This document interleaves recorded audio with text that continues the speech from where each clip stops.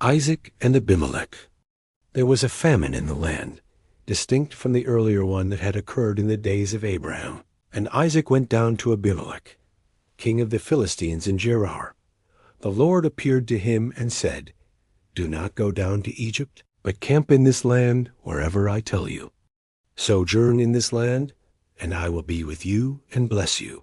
For to you and your descendants I will give all these lands, in fulfillment of the oath that I swore to your father Abraham. I will make your descendants as numerous as the stars in the sky, and I will give them all these lands, and in your descendants all the nations of the earth will find blessing. This because Abraham obeyed me, keeping my mandate, my commandments, my ordinances, and my instructions." So Isaac settled in Gerar. When the men of the place asked questions about his wife, he answered, "She is my sister."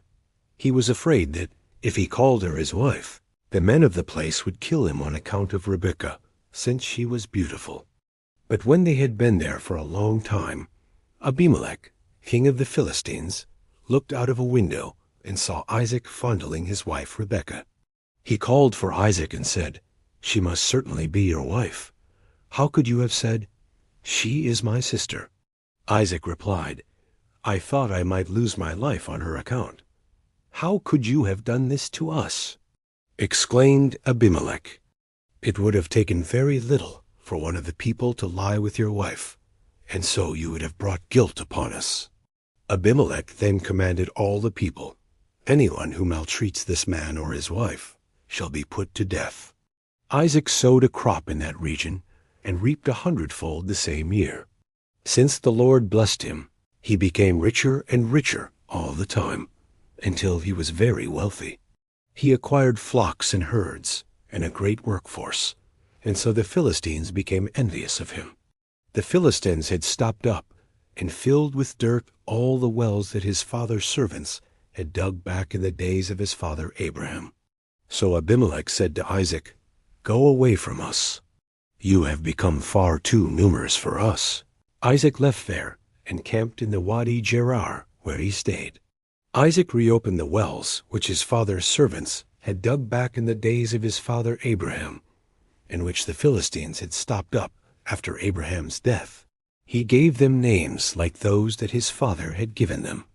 But when Isaac's servants dug in the wadi and reached spring water in their well, the shepherds of Gerar argued with Isaac's shepherds, saying, "The water belongs to us." So he named the well Esek, because they had quarreled there. Then they dug another well, and they argued over that one too. So he named it Sitnah. So he moved on from there and dug still another well, but over this one they did not argue. He named it Rehoboth and said, "Because the Lord has now given us ample room, we shall flourish in the land." From there Isaac went up to Beer-sheba. The same night the Lord appeared to him and said, "I am the God of Abraham, your father.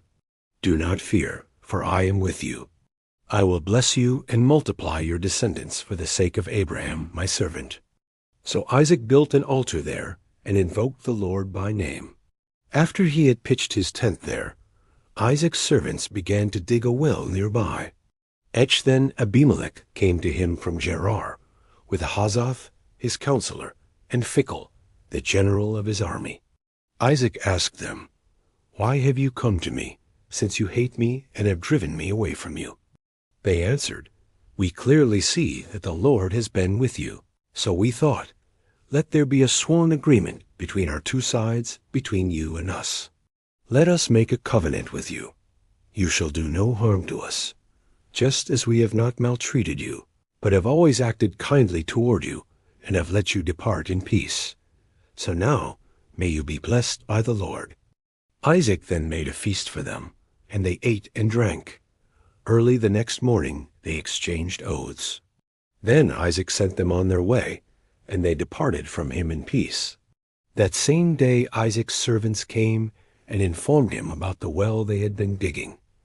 They told him, "We have reached water." He called it Sheba. Hence the name of the city is Beer-sheba to this day. When Esau was 40 years old, he married Judith, daughter of Beeri the Hittite, and Basemath, daughter of Elon the Hivite. But they became a source of bitterness to Isaac and Rebekah.